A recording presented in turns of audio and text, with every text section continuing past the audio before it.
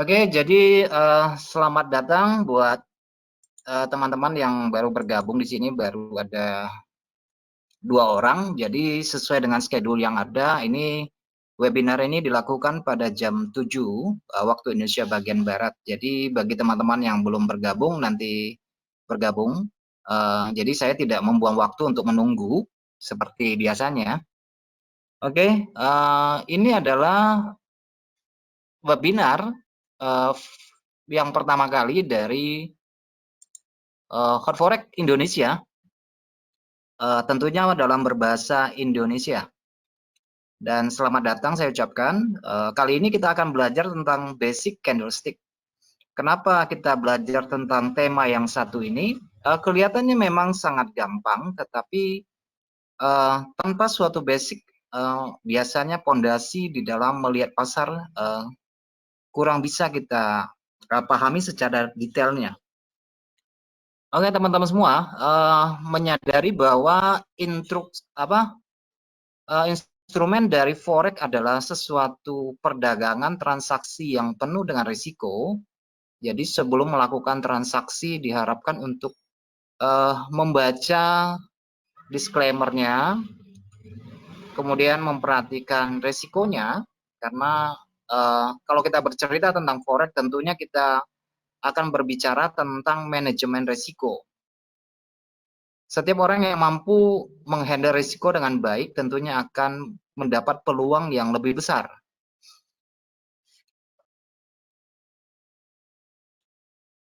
Oke, jadi visi saya pada malam ini adalah berusaha untuk memberikan bantuan ya berupa materi yang dasar. Kenapa saya mulai dari dasar? Karena menurut saya ini adalah hal yang paling penting.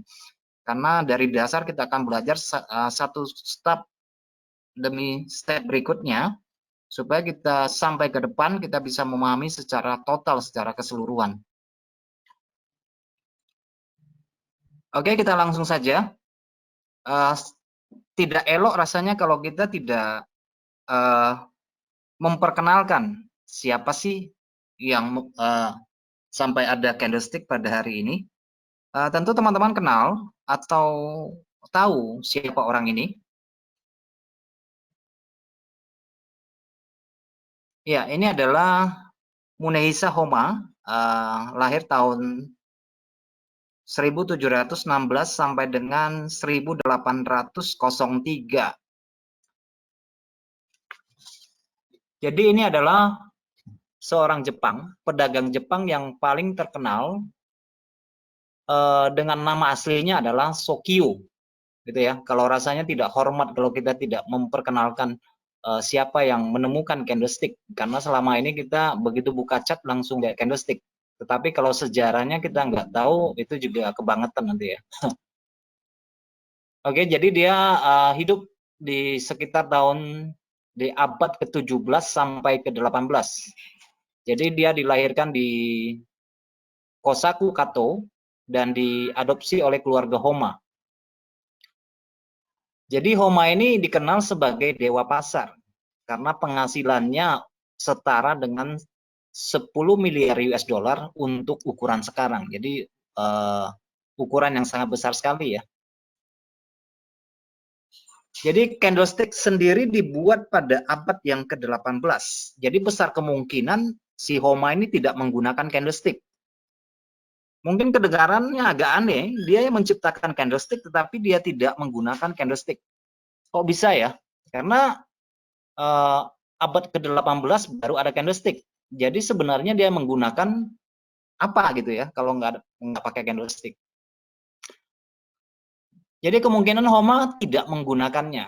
Tetapi ide dan rahasia transaksi dia tulis, dia bikin buku gitu ya. Sampai suatu saat dibawa oleh Steve Nissen ke barat. Baru kita kenal lah rahasia sekitar 250 tahun baru terbuka. Homa menulis bukunya dari tahun 1768 pada usia 51 tahun. Dan baru ia selesaikan buku tersebut pada pada umurnya 81 tahun. Jadi naskah aslinya itu berjudul Homa Munehisa Isoyakden. Ini adalah sebuah rahasia keluarga yang dipersiapkan untuk generasi ke depan. Oke, jadi sebelum kalau dia tidak menggunakan candlestick, sedangkan dia pembuat candlestick, bagaimana ceritanya?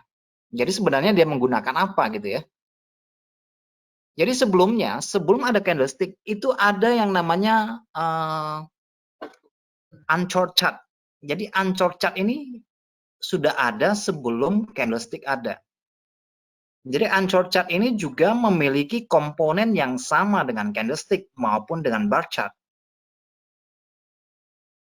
Dia memiliki 4 komponen, yaitu open, high, low, dan close. Jadi dari 3 tipe chart ini, tipe grafik ini hampir memiliki kesamaan. Tetapi di antara 3 yang saya tampilkan, tentunya masih banyak chart-chart yang lain. Ada Renko chart, ada dot, ada line chart, dan macam-macam. Tetapi yang paling gampang untuk dibaca adalah candlestick, karena memiliki ukuran body gitu ya. Itu yang paling gampang kita lihat. Jadi Anchor chart sendiri adalah pendahulu dari grafik candlestick. Dan memiliki kesamaan yaitu open, high, close, low-nya itu ada. Nah, kita bercerita tentang open ya. Jadi open ini penting ya. Open price itu sangat penting karena itu merupakan titik awal. Jadi kita akan membahas tentang komponen candle itu. Open. Harga open adalah bagian atas atau bagian bawah dari body candle. Itulah harga open. Jadi tergantung dari harga yang bergerak. Kalau dia bergerak ke atas, maka opennya berada pada bagian bawah. Kalau dia bergerak ke bawah, maka harga opennya berada pada bagian atas. Jadi ini sangat tergantung dari periode yang dipergunakan. Jadi kalau harga naik, candle cenderung berwarna putih, dan dalam template ini saya gunakan warna putih dan warna hitam, agak abu-abu gitu ya, untuk membedakannya. Jadi saya tidak kasih warna untuk candlestick-nya. Jadi open, ini adalah open. Jadi jika kecenderungan harganya bergerak pada bagian atas, maka kita tahu bahwa buyer yang mendominasi harga. Gitu ya. Tetapi kalau harganya bergerak di bawah harga pembukaan, berarti seller lah yang menguasai permainan. Nah, open di sini kita harus sesuaikan apakah kita menggunakan satu batang candle untuk ukuran 1 jam, untuk ukuran 4 jam, untuk ukuran 1 hari. Ya masing-masing memiliki opennya ya, harga pembukaannya. Jadi harga pembukaan adalah suatu harga deal. Gitu ya. Sama seperti kita pergi ke pasar, kita bertanya kepada tukang sayur atau tukang buah, kita bertanya, harganya 1 kilo berapa? Nah, kalau dia katakan 10.000, artinya dia sedang membuka harga. Itulah open price. Jadi tanpa ada pembukaan harga, tanpa ada open price, maka tidak dimungkinkan untuk melakukan transaksi. Masa jualan nggak tahu harganya berapa, kan kira-kira gitu ya. Nah, itulah open price. Jadi itu akan menjadi acuan. Karena open price itu akan berfungsi untuk waktu yang sangat panjang gitu ya. Katakanlah open price ini adalah untuk 1 candle 1 bulan, atau 1 minggu, open ini akan menjadi awal perjalanan harga dan akhir perjalanan harga yang dituju. So, ini sangat penting sekali untuk kita ketahui. Itu mengenai open price. Nah, teman-teman sekalian, kita juga mengetahui bahwa harga bergerak karena perspektif ya. Misalnya ini harga open. Jika dalam kondisi naik harganya, karena buyer berpikir bahwa harga sudah cukup murah dan saatnya inilah kita membeli.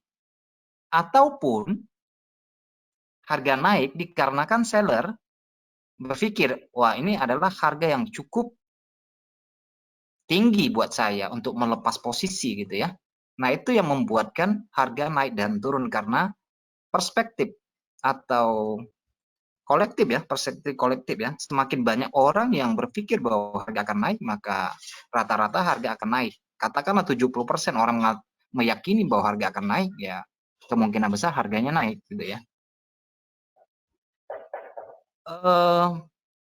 Misalnya dalam tampilan grafis ini adalah harga open. Apabila kecenderungan harga bergerak ke atas sampai dia tutup, jadi kita ibaratkan bahwa satu batang candle ini adalah 1 jam. Dari dia buka sampai dia tutup, tutupnya di atas. Maka kita bisa mengambil satu kesimpulan bahwa ini adalah yang mendominasi pada waktu itu adalah si buyer. Ya, jadi harga yang bergerak ke atas open akan membentuk body buyer. Tetapi ada kalanya, katakanlah ini 1 jam ya, katakan ini 1 jam, harga dibuka, kemudian harga naik. Tetapi menjelang pergantian jam, harga turun kembali. Maka akan menyisakan shadow. Nah, dalam kondisi ini artinya tidak ada yang mendominasi. Kondisinya seimbang antara buyer dan seller. Jadi harga yang kembali ke open akan menjadi shadow karena ada tekanan dari seller.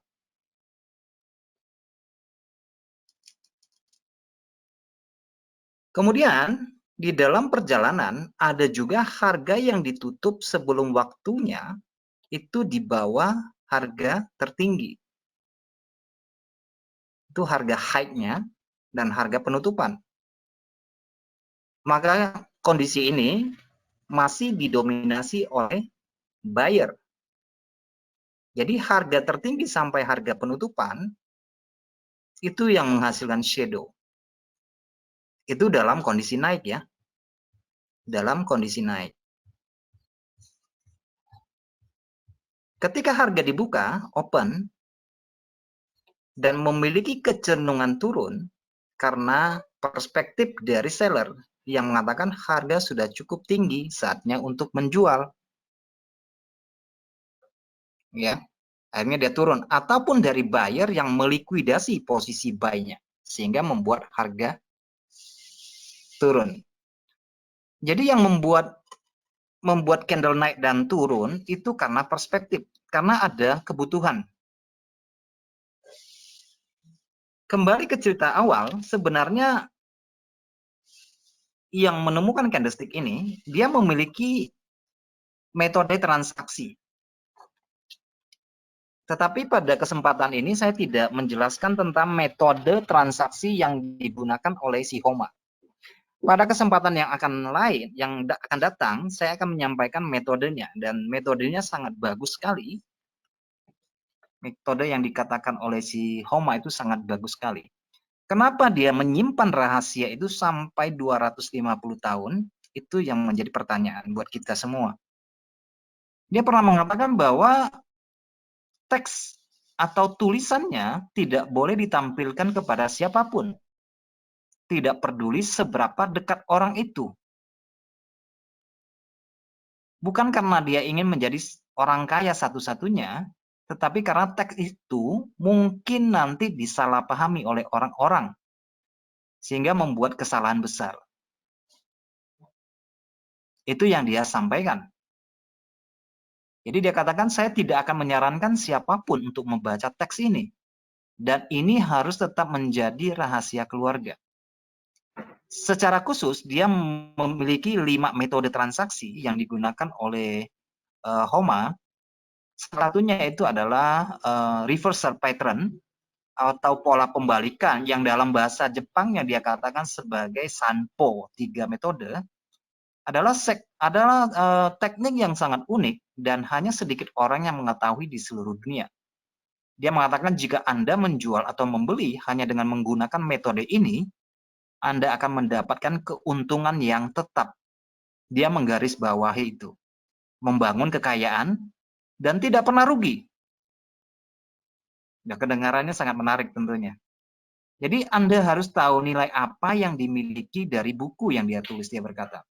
Berhati-hatilah dan tentukanlah rahasia yang terkandung di dalam buku ini. Jadi dari pengalaman si Homa, dia menyadari bahwa pasar itu hanya digerakkan oleh karena hukum pasar, yaitu supply dan demand. Setelah 60 tahun bekerja siang dan malam, saya secara bertahap mendapatkan pemahaman mendalam tentang perubahan yang terjadi pasar beras, karena dia dagang beras ya. Dia menemukan bahwa tidak hanya ada hubungan erat antara penawaran dan permintaan, tetapi juga bahwa perubahan harga pasar sangat dipengaruhi oleh emosi manusia. Jadi dia memiliki dua metode. Metode yang pertama sifatnya subjektif, yaitu mengenai personal kita, karakter kita, pribadi kita. Nah, metode pertama dia menyebutnya dengan istilah seminoden, bagian subjektif, bagian emosi kita. Baru yang kedua metodenya adalah bagian yang objektif, yaitu tentang strategi. Nah, tentunya ini dua hal ini sangat menarik, tetapi saya tidak akan sampaikan pada kesempatan ini. Saya akan sampaikan pada webinar yang akan datang tentunya. Dan saya akan bagikan rahasia ini buat teman-teman semua, supaya paham betul tentang apa yang kita hadapi, tentang apa yang kita kerjakan.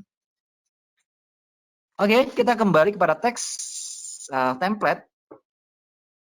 Teman-teman semua, kondisi yang sama saya jelaskan di dalam kondisi turun, yaitu harga open. Ketika dia turun dan tutup sempurna, kita tahu bahwa situasi harga dikuasai oleh seller.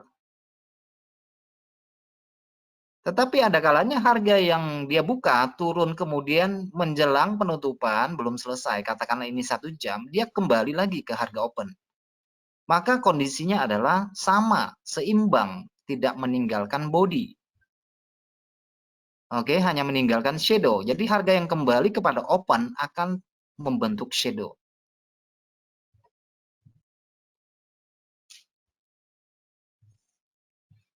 Ada kalanya harga juga dia buka, dia turun, tetapi menjelang penutupan harga ditutup di atas low atau di bawah open. Jadi kondisinya masih dikuasai oleh seller. Sehingga dari harga low ke harga close itu akan menjadi shadow.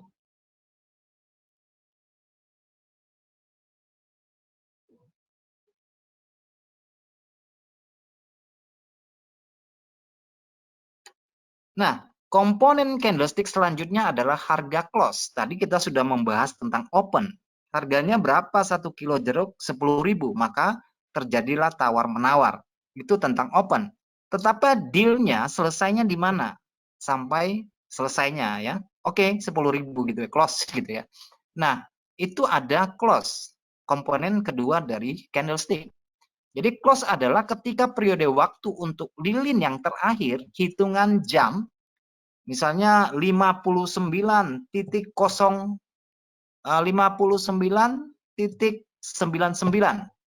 close. Nah, itulah membentuk satu batang candle 1 jam. Katakan demikian ya. Jadi ketika periode waktu untuk lilin yang terakhir, harga yang terakhir adalah harga penutupan. Lilin selesai. Kemudian bentuklah lilin baru dengan harga open yang baru. Harga penutupan sering menjadi acuan akhir di dalam menetapkan siapa yang menguasai pasar, kuat atau lemah. Jadi harga penutupan dalam kondisi bullish, ada 3 candle di sini, ini adalah kondisi bullish.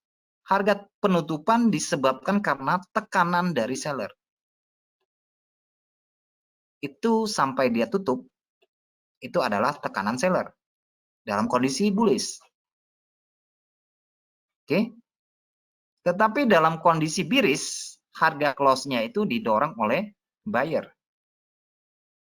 Harga dorong ke atas sampai dia tutup. Itulah membentuk harga close.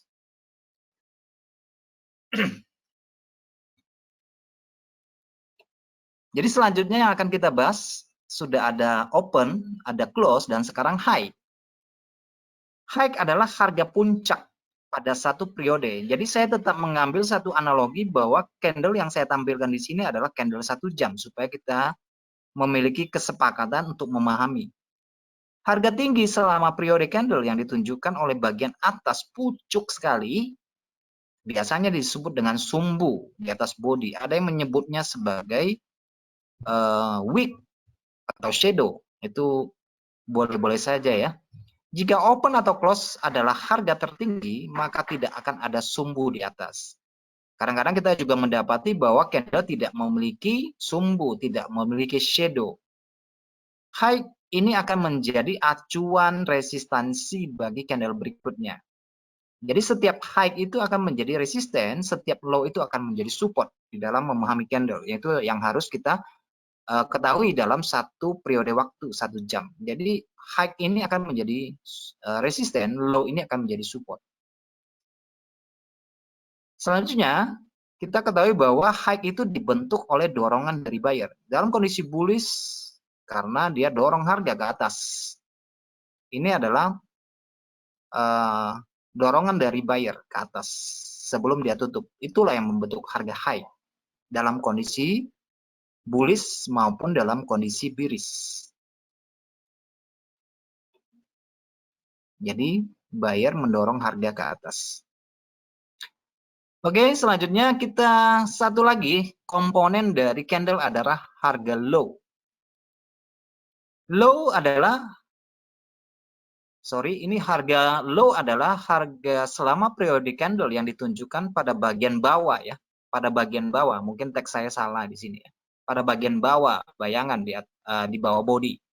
Jika open atau close, jadi adalah harga yang terendah, maka tidak akan ada sumbu di atas. Jadi low ini akan menjadi acuan support bagi candle berikutnya. Ini teksnya keliru ya, teksnya keliru, saya buat keliru, ini harusnya harga rendah ya, bukan harga tinggi. Jadi low ini adalah kebanyakan karena dari dorongan seller yang pertama ya, dia dorong harga turun dulu, turun ke bawah dulu. Itulah yang membentuk harga terendah. Dalam kondisi bullish maupun dalam kondisi bearish, harga low dibentuk oleh tekanan dari seller. Dia maksa harga untuk turun, sehingga terciptalah harga low. Nah, teman-teman semua, kita sudah membahas 4 komponen dari satu batang candlestick. Nah, ada satu lagi komponennya yang jarang dipergunakan, yaitu tentang volume. Tetapi saya berpikir bahwa volume itu akan kita bahas pada satu sesi khusus, karena volume itu adalah sangat penting.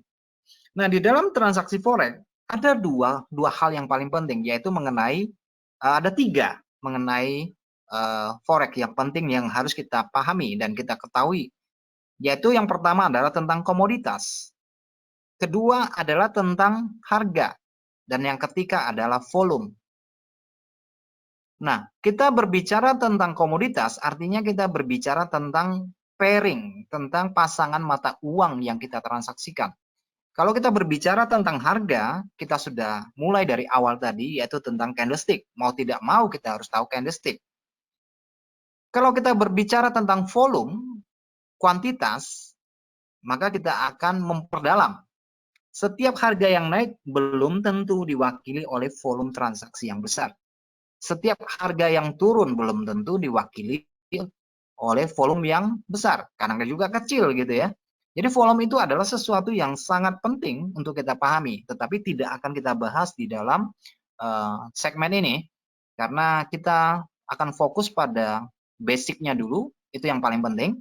Jadi teman-teman yang mengikuti seminar pada kali ini, saya berharap pada seminar berikutnya juga tetap terdaftar, karena kita akan belajar secara tuntas.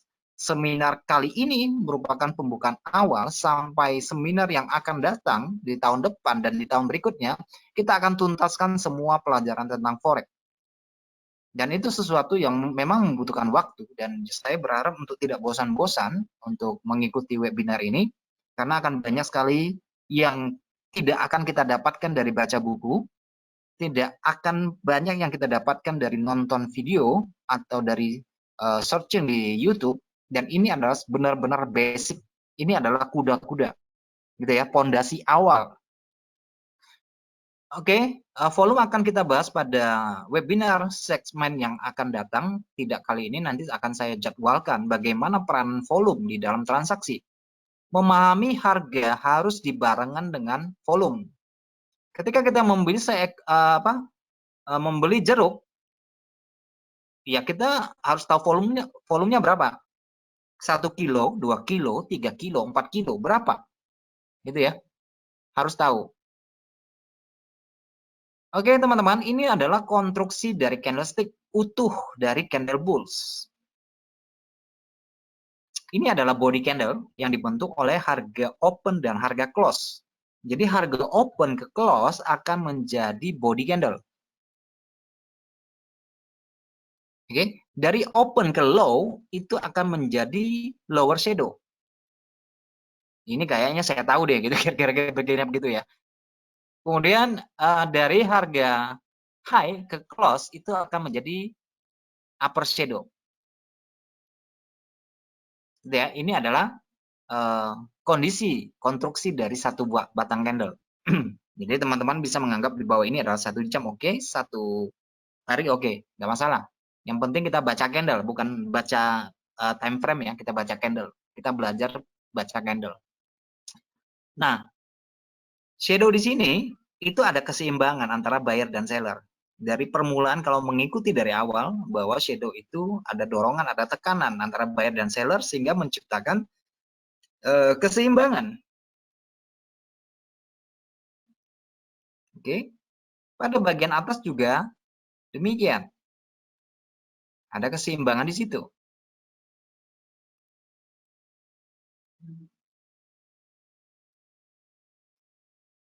Jadi perlu diingat bahwa kalau shadow atau sumbu bagian atas itu karena tekanan dari seller. Body menggambarkan siapa sih yang mendominasi pasar, buyer atau seller. Dan lower shadow adalah dorongan dari buyer. Oke. Nah, selanjutnya kita melihat konstruksi pada bagian candle turun. Kondisinya juga sama ya. Jadi open ke close, dari opennya atas ke close itu akan menjadi body, shadow bawah, shadow atas, itu menggambarkan keseimbangan. Jadi shadow atas sama seperti yang tadi, tekanan seller, dominasi, dan dorongan buyer. Ini adalah body candle turun. Nah, kita sudah berbicara tentang shadow. Shadow itu apa sih gitu ya? Shadow adalah bekas pertarungan buyer dan seller. Dia adalah candle pada time frame yang lebih kecil, yang menggambarkan kekuatan yang seimbang. Ini shadow. Jadi shadow itu sebenarnya candlestick ya. Kalau ini adalah 1 jam, mungkin di 30 menit ada candle yang penuh, buyer. Ada candle yang penuh, seller.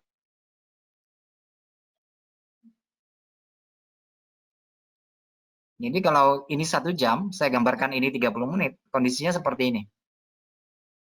Kondisinya seperti ini. Sama, kekuatannya seimbang, seperti ini ya. Maka jadilah satu batang candle seperti ini. Nah, teman-teman semua, shadow pada bagian atas, seperti saya katakan tadi, dan shadow pada bagian bawah, upper shadow dan lower shadow, itu menjadi level tahanan dan dukungan, support dan resisten.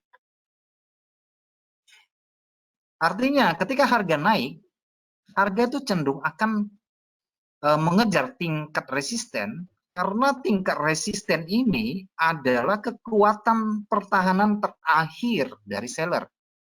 Itu resisten. Pertahanan terakhir dari seller. Sedangkan lower shadow yang berfungsi sebagai support, ini adalah titik pertahanan dari buyer. Titik pertahanan dari buyer. Sehingga kalau dia lewat, ya maka akan terjadi breakout atau pergeseran minat.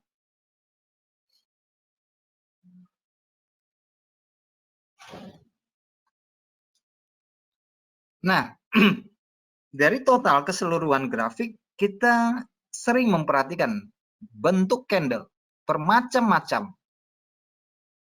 Ada macam-macam candle yang ada. Tetapi berdasarkan ukurannya, Kita cukup ya, saya katakan kita cukup tahu hanya ukuran bodinya saja. Candlenya besar enggak? Candlenya kecil enggak? Memang ada banyak nama candle, dan nama candle itu sebenarnya menggambarkan informasi yang perlu kita ketahui pasarnya sedang dalam kondisi bagaimana. Apakah pasarnya dalam kondisi serakah, pasarnya dalam kondisi ragu-ragu, atau pasarnya dalam kondisi sangat ketakutan. Itu akan terbaca dari ukuran, size body, dan size shadow. Itu akan kelihatan. Nah, tidak perlu ya, buat saya tidak perlu memahami mengingat semua nama-nama candle. Penting bagi kita adalah mengetahui kondisi pasar dari bentuk candle yang ada. Jadi candle besar mewakili kekuatan yang besar. Tetapi walaupun candlenya besar, katakanlah candle naik, kita tetap harus memperhatikan tingkat support resistennya beserta volume transaksinya. Karena candle besar yang naik belum tentu sesudah dia selesai harga akan melanjutkan perjalanan. Ada kalanya candle besar naik, habis itu candle turun. Ada juga candle besar turun, habis itu dia berbalik arah, tidak melanjutkan perjalanan. Dan tentu ini ada satu sebab di dalamnya. Mungkin ada beberapa alasan, beberapa sebab ya gitu di dalamnya. Demikian juga candle kecil. Candle kecil itu bukan berarti bahwa dia tidak berfungsi. Memang candle kecil itu menggambarkan satu kondisi pasar yang ranging, pasar yang katakanlah lagi sepi, tetapi tidak berarti bahwa candle kecil volume transaksinya kecil. Kalau volume transaksinya kecil, candlenya kecil, itu wajar ya, sinkron. Tetapi ada kalanya candlenya kecil, volumenya besar. Nah, itu yang menjadi sesuatu yang menarik di dalam mempelajari price action dan volume transaksi. Makanya saya pisahkan. Ini price action, nanti kita akan pelajari tentang volume transaksi. Gitu ya. Jadi kita belajar satu-satu sampai kita paham. Nah, teman-teman banyak membaca buku, banyak menonton nama-nama candle. Ada Marubozu, ada Inverted Hammer, ada Hammer, Doji, Spinning Top, Gapstone, Dragonfly, Shooting Star, Hanging Man, dan sebagainya. Itu baik, ya. Itu baik. Itu menggambarkan karakter dari pedagang per satu periode atau per satu batang candlestick. Itu sangat baik. Tetapi seperti saya katakan bahwa itu menyusul. Nama-nama candle itu menyusul. Karena tidak begitu penting. Yang paling penting di sini adalah pemahaman nalar kita terhadap pola dan bentuk candle. Seperti saya katakan bahwa melihat candle sebenarnya tidak melihat per satu batang atau per tick gitu ya. Tetapi melihat candle kita harus mengakumulasikan. Katakanlah ini 1 jam ya. Contohnya, 1 batang 1 jam. Jam kedua bagaimana kondisinya? Apakah body candlenya bertambah besar atau tidak? Kalau dia bertambah besar, adakah kemungkinan bertambah besar? Nah, itu tentang kondisi pasar. Gitulah cara kita membaca candle. Jadi kalau cuma nama ya penting untuk diingat, tetapi lebih penting adalah nalar kita terhadap kondisi pasar. Kita membaca candle itu kita harus melihat per akumulasi, per minat. Kalau minatnya kecil, kemudian dia bertumbuh, kemudian ada kemungkinan bertumbuh, maka ini akan menciptakan momentum. Ya, akan menciptakan momentum. Ini adalah candle Marubozu. Ini juga Marubozu. Ini juga iya. Ini juga iya. Ini juga iya. Ini adalah inverted hammer. Palu terbalik. Ini adalah hammer. Ini adalah doji. Ini adalah spinning top. Ini adalah gravestone, batu nisan. Ini adalah capung, dragonfly. Ini spinning top. Ini shooting star. Ini hanging man. Ini doji. Ini Marubozu.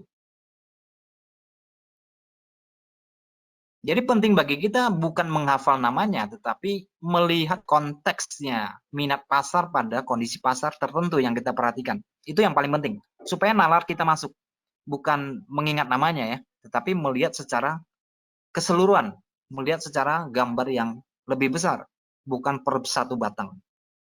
Walaupun satu batang ini menggambarkan gitu ya, menggambarkan karakter pasar pada waktu itu, pedagangnya bagaimana, volume transaksinya bagaimana. Nah, ini adalah nama-nama candle tunggal. Ada juga nama candle yang jamak. Biasanya dalam bentuk pola reversal. Ada yang 2 candle, ada yang 3 candle. Nah, kalau yang 2 candle seperti ya bullish, bearish engulfing, pulsing line, dark cloud cover, macam-macam ya, berbagai macam. Nah, pada materi tentang pola candle akan saya sambung nanti pada webinar 3 minggu mendatang. Nah, di situ kita akan membahas nama-nama candle, tetapi sekalian kita memahami filosofi di dalamnya.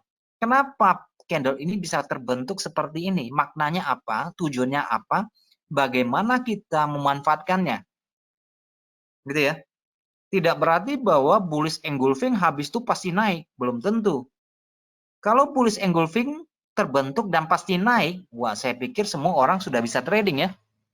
Atau bearish engulfing, katakanlah ini bearish engulfing, kemudian kita berasumsi harga pasti turun, wah itu keliru besar gitu ya.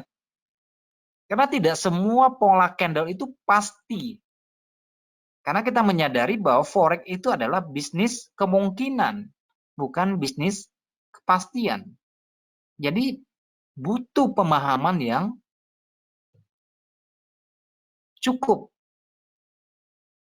Jadi lebih baik kita pelan-pelan kita belajari, ikuti segmen webinar ini perlahan-perlahan, tetapi kita ketahui dengan jelas, gitu ya. Jadi saya yakin bahwa materi yang saya sampaikan ini tidak akan disampaikan oleh orang lain secara detail. Ini benar-benar detail ya, sampai masuk ke dalam. Jadi kita tahu apa yang kita lakukan. Ini adalah senjata di dalam bertransaksi. Tanpa mengetahui ini, sulit bagi kita untuk bertahan di dalam pasar yang ganas. Oke, selanjutnya adalah yang bentuk 3. Oh, ini adalah lanjutan ya, atau continuous pattern. Tetapi di dalam bentuk candle ya, belum di dalam bentuk pola yang lebar. Nah, ini ada hubungannya di dalam pola yang lebar nantinya. Ada pola yang lebar. Di sini ada gap Tasuki, ada rising dan falling tree ya. Jadi saya hanya gambarkan ini, tetapi pada webinar ya 3 minggu yang akan datang saya akan jelaskan dengan jelas. Ini hanya mengenai basicnya dulu. Nah, seperti saya katakan, yang paling penting di sini adalah candle besar dan candle kecil. Itu yang harus kita ketahui di dalam membaca chart. Menggabungkannya, mengkombinasikannya menjadi pola. Candle besar, candle kecil. Itu yang sebenarnya cukup kita ketahui. Daripada menghafal namanya, kok kayaknya rumit begitu ya. Jadi ini yang perlu kita pahami. Karena di dalam membaca candle, kecil sama besar, kombinasinya nanti akan melahirkan satu pandangan, satu keputusan di dalam bertransaksi. Nah, hal yang perlu kita ketahui bahwa tadi kita sudah belajar tentang bahwa setiap ujung shadow berfungsi sebagai support dan resisten. Pada tampilan ini adalah breakout candle ya. Jadi prinsip dasarnya harga naik maupun turun selalu berusaha untuk mencari keseimbangan. Nah, keseimbangan itu ada di ujung titik high dan titik low. Jadi jika melampaui, melewati, dan close di atas atau di bawah, itu akan terjadi breakout. Dan itu artinya pergeseran minat. Yang tadinya beli, sekarang menjadi jual. Yang tadinya jual, sekarang menjadi beli. Jadi pada prinsipnya, per satu jam, candle itu saling menutupi, saling mengejar. Loh, siapa yang menang nih, gitu ya. Nah, misalnya inilah tampilan dari candle bullish. Dia memiliki support. Kemudian muncul sebuah candle misalnya, seperti ini. Kemudian dia sambung dengan satu buah candle seperti ini. Maka di sini sudah terjadi breakout, yaitu candle yang turun ini melebihi support dari candle bullish. Oke. Ini melebihi titik low dari candle naik ini, maka terjadi breakout karena harga yang turun ini close-nya di bawah low dari candle naik. Ini breakout. Dari 3 buah candle ini. Jadi kita melihat satu kesatuan. Tetapi kalau kita hanya mendapati 2 buah candle seperti ini juga pola reversal.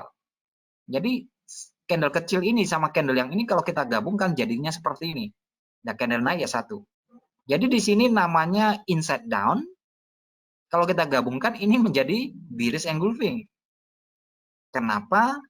Dia breakout. Orang langsung mendapatkan sebuah indikasi, informasi bahwa di sini pada sesi ini terjadi breakout low dari candle ini. Break candle ya. Kalau hanya sebuah candle, ya tampilannya dari 3 candle ini atau dari 2 candle ini jadi pin bar seperti ini. Jadi bisa dikatakan bahwa munculnya satu buah candle pin bar seperti ini, mungkin di dalamnya ada 2 candle ini. Mungkin dalam satu batang candle ini, di dalamnya ada 3 candle seperti ini. Itu breakout candle ya. Nah, kemudian saya tampilkan juga breakout candle ditambah retest, ditambah konfirmasi dengan pola dan contoh yang sama. Sesudah dia breakout, muncul candle seperti ini. Muncul candle seperti ini. Muncul candle seperti ini. Dan close dari harga ini berada masih di bawah dorongan seller, maka kemungkinan besar candle ini adalah retest, mencari titik keseimbangan. Biasanya ini memberikan satu informasi signal. Akan lebih bagus lagi nanti kalau ada candle konfirmasi.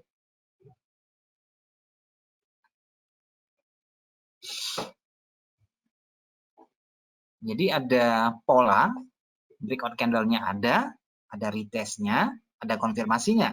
Nah, biasanya ini bisa menunjukkan suatu signal masuk pasar di dalam membaca candle.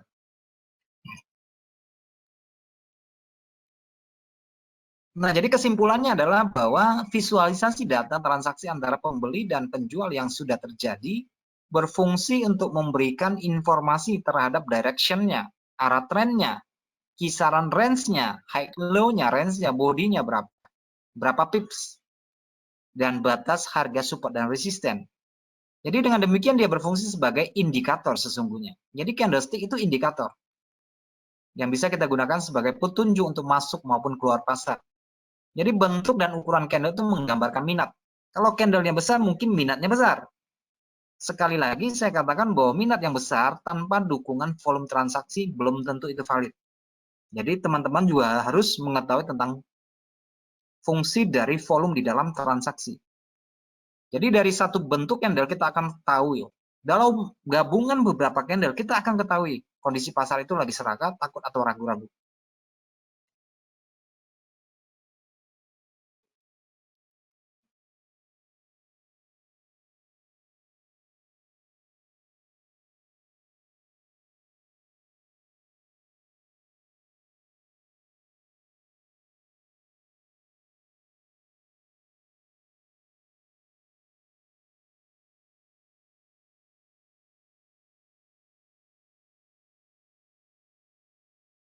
Saya akan memberikan kesempatan kepada teman-teman untuk bertanya.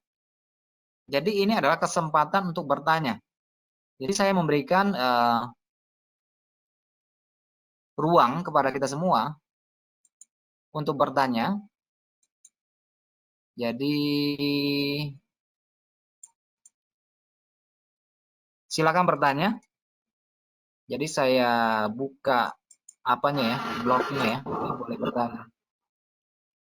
Kira-kira ada yang mau bertanya sebelum saya menutup sesi ini?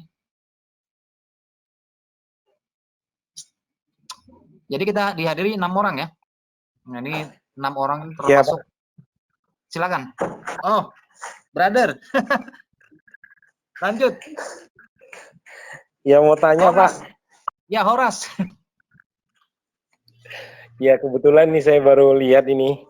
Ah, Ya, jadi itu tadi mengenai candlestick itu. Kan ada yang berbicara bagaimana forex itu sendiri adalah bisnis yang disebutkan tadi bisnis kemungkinan. Jadi ya. seperti apa ini untuk kedepannya? Apakah bisa menjadi sumber pendapatan pokok atau kita hanya mencari sesuatu yang belum pasti? Terima kasih Pak. Selamat malam. Oke, terima kasih untuk pertanyaannya. Pertanyaan yang sangat bagus sekali, menurut saya itu pertanyaan yang sangat bagus. Nah, saya membuat satu statement tadi bahwa forex itu adalah bisnis kemungkinan. Kok dibilang bisnis kemungkinan? Kalau bisnis kemungkinan berarti nggak boleh dong dikerjakan, gitu ya. Nah, forex itu adalah bisnis kemungkinan. Forex adalah bicara tentang probabilitas. Apa sih yang sebenarnya yang pasti di dalam forex? Kalau itu adalah kemungkinan, yang pasti di dalam forex adalah tentang resiko. Makanya pertama dari tampilan slide ini saya tampilkan disclaimer dan peringatan resiko. Nah, resiko itu bersifat pasti. Di dalam kehidupan kita, apapun yang kita lakukan, resiko itu pasti ada. Kita naik motor, tahu ada resiko, maka kita menggunakan helm. Kita naik mobil, tahu ada resiko, kita menggunakan seatbelt. Jadi kehidupan ini dilingkupi dengan semua resiko. Dan itu resiko itu adalah sesuatu yang pasti. Nah, karena itu sifatnya pasti di dalam trading forex, risiko, rugi, yang bisa kita lakukan adalah memastikan bahwa terjadi kerugian, resiko yang bersifat pasti harus terukur, bisa kita handle. Nah, kalau kita berbicara resiko, berarti kita akan berbicara tentang manajemen risiko. Nah, sekarang forex itu adalah bisnis kemungkinan. Artinya ketika kita melakukan transaksi, sudah analisa, sudah membuat rencana transaksi, kemudian kita terapkan sesuai dengan metode yang ada, rencana transaksi yang ada, dan posisi kita masuk transaksi satu arah dengan pasar, misalnya kita ambil posisi beli, kemudian harga naik, maka kita harus maksimalkan keuntungan itu. Bila perlu masih memungkinkan, maka kita akan tambah posisi. Nah, itu yang akan melipat gandakan pertambahan margin kita. Jadi apakah forex itu bisa kita andalkan untuk kehidupan kita mendatang? Tentu saja bisa, karena forex itu adalah bisnis yang paling jujur. Kok dibilang bisnis paling jujur tadi, dibilang bisnis kemungkinan, sekarang dibilang bisnis paling jujur, karena apapun yang kita lakukan, pada menit berapa, pada detik berapa, kita melakukan transaksi, itu tercatat. Kita membeli komoditas apapun, itu tercatat, akan dilaporkan, kita akan terima email. Gitu ya. Kemudian bisnis forex ini adalah bisnis yang panjang umur. Jadi selama masih ada perbedaan nilai tukar antara satu negara dengan negara yang lain, forex tetap akan ada. Karena forex adalah bisnis yang paling besar nilai transaksinya, mencapai 5,3 triliun US dollar. Dan forex itu akan selesai apabila matahari sudah terbit dari arah barat. Selesailah forex itu. Jadi selama masih ada perbedaan harga jual dan harga beli, forex tetap ada. Jadi kemungkinannya kita mendapatkan keuntungan di dalam forex sangat besar. Oleh karena itu, kita harus menghandle risiko, disiplin, dan berbagai macam persiapan di dalam forex. Itu kira-kira jawaban yang bisa saya berikan, Mas Jonah. Cukup? Baik Pak, berarti saya rasa cukup dalam Ya, kehidupan sehari-hari. Saya berpikir juga mungkin seperti itu juga. Berarti ini ya, sama saja dengan perdagangan konvensional lainnya, seperti jualan cabai kan tidak ada sesuatu yang kepastian. Artinya betul pada saat sekali. kita berdagang Ya. juga Kadang-kadang kita nggak tahu. kita jual cendol aja kalau hujan nggak laku ya. Iya betul. Sama seperti berkendara juga seperti itu gitu. Kadang Ya.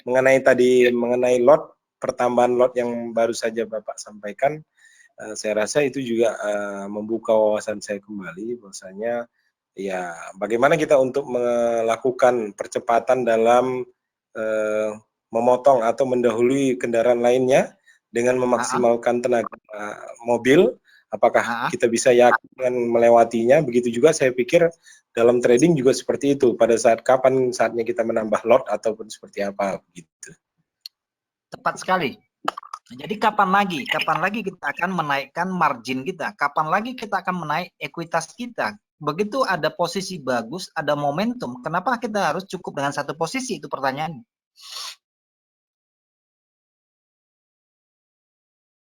Terima kasih untuk pertanyaannya Mas Jona, terima kasih, itu pertanyaannya sangat bagus dan tentunya menjadi satu tambahan buat teman-teman yang hadir pada kesempatan ini.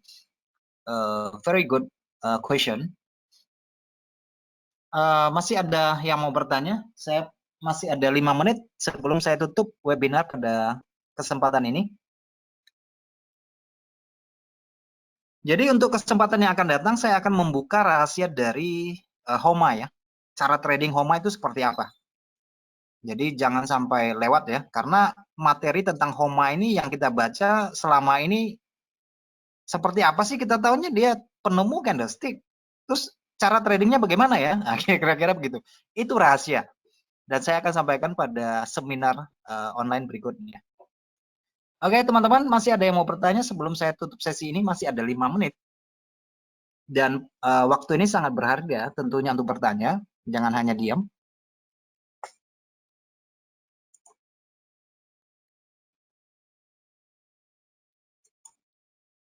Oke, bagaimana? Liu mau bertanya, Liu?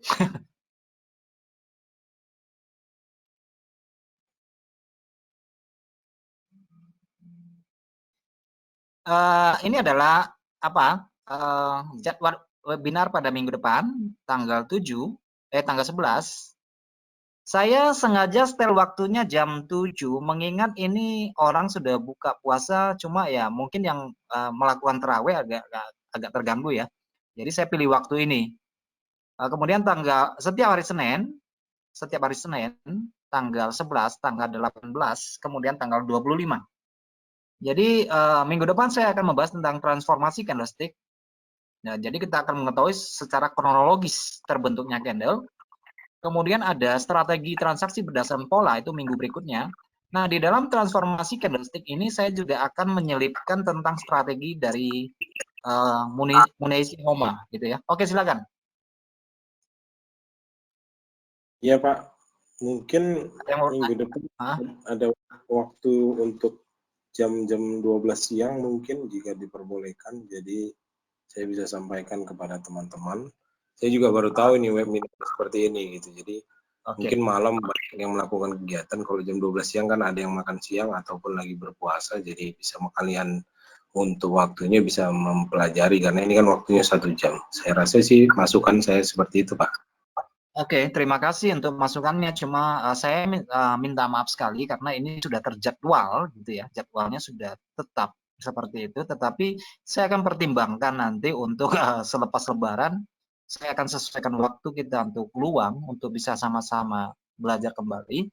Cuma ini memang sudah terdaftar ya, sudah terjadwal, jadi saya nggak bisa ubah. Sudah informasinya juga sudah jelas keluar gitu ya. Jadi untuk bulan ini memang penempatannya seperti ini.